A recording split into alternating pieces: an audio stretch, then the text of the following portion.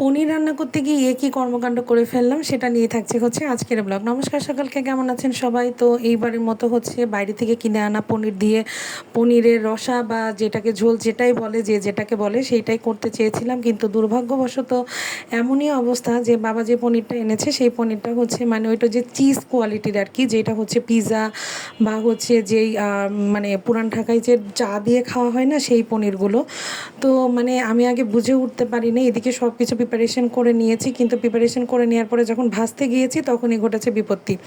তো এটাই কি মানে কী কী উপকরণ লাগলো সেটাই হচ্ছে আমি শেয়ার করছি। সব রান্নায় যে ভালো হবে এমন তো কোনো কথা নাই, কিছু কিছু কিন্তু খারাপ রান্নাও দেখাতে হয়, কারণ মানুষের সব এক্সপিরিয়েন্স করাই কিন্তু ভালো, মানে সবই যে ভালো হবে এমন কোনো কথা নেই, খারাপও কিন্তু থাকে, তাই আমি খারাপটাকেও তুলে ধরার চেষ্টা করছি।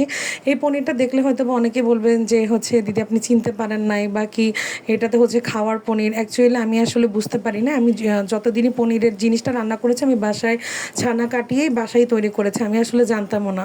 তো এটা রান্নার জন্য আমি প্রথমে হচ্ছে জয়ফল জয়ত্রী, তারপরে হচ্ছে কিশমিশ ভিজিয়ে রেখেছিলাম, কিশমিশ হচ্ছে কাঠবাদাম, পেস্তা বাদাম সবগুলো হচ্ছে ভিজিয়ে রেখেছিলাম ওইগুলো বেটে নিব বলে। আর জয়ফল জয়ত্রীর কথা তো বললামই, তারপরে লবঙ্গ, বড় এলাচ, তারপরে হচ্ছে গোলমরিচ সব কিছুই হচ্ছে রেডি করে রেখেছিলাম। আমি আজকে হচ্ছে একই মশলা দিয়ে দুইটা আইটেম রান্না করব, এটা হচ্ছে আমার ফার্স্ট আইটেম ছিল।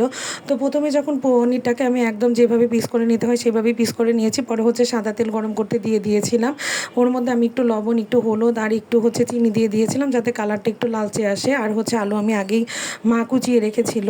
তো যাই হোক, আমি হচ্ছে রান্না করতে যখন চলে যাই, যখন আমি পনিরটা ভাজতে যাই তখনই হচ্ছে জিনিসটা মনে হচ্ছিল একদম যে চিজ যে গলে যায় না সেটাই হচ্ছিল। তারপরে আমি কোনো মতো হচ্ছে একটু প্রথমে ভাজলাম, ভাজার পরে দেখলাম একদমই বাজে অবস্থা, জলের মধ্যে দিলে একদম বাজে হয়ে যাচ্ছে। তারপরে ওর সাথে একটু আটা চালেরগুলো মিশিয়ে নিলাম, তারপরেও দেখলাম কোনো লাভ হচ্ছে না, ওইভাবে ভেজে জলের মধ্যে দিয়ে রেখেছিলাম।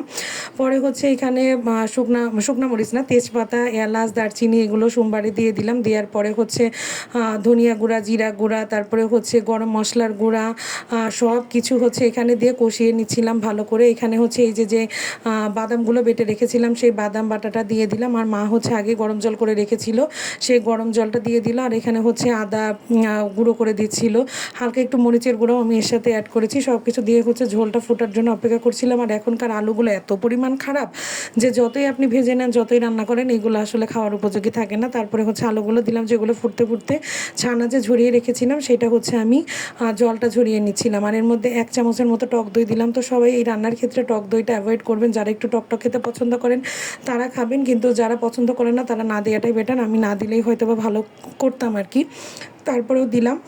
দেওয়ার পরে আলুটা যখন নরম হয়ে আসলো তখন আমি হচ্ছে এই ছানার যে বিষয়টা পনিরটা আর কি দিয়ে দিলাম। এই যে দেখেন একদম স্যুপ হয়ে গেছে, করতে চাইছিলাম একদম হচ্ছে মানে চাকা চাকা যেই চারকোনা থাকবে সেরকম হয়ে গেছে একদম পনিরের হচ্ছে স্যুপ। তো যাই হোক, সবাই সব রান্না যে ভালো হবে এমন তো কোনো কথা নাই, মানুষ মাত্রই ভুল হতে পারে। তো লাস্টে হচ্ছে একটু ঘি দিয়ে আমি হচ্ছে নামিয়ে নিয়েছিলাম। এটা ছিল হচ্ছে আমি যে পনিরটা রান্না করেছিলাম সেটার ফাইনাল লুক। খেতে কিন্তু ভালোই হয়েছিল, কিন্তু ভুল আসলে মানুষ মাত্রই হয়ে থাকে, ভুল থেকেই ভালো কিছু হয়। আর এটা ফার্স্ট টাইম এক্সপিরিয়েন্স ছিল, বেশি আশা করলে সেই জিনিসটা খারাপ হয়, এটাই তার হচ্ছে প্রমাণ।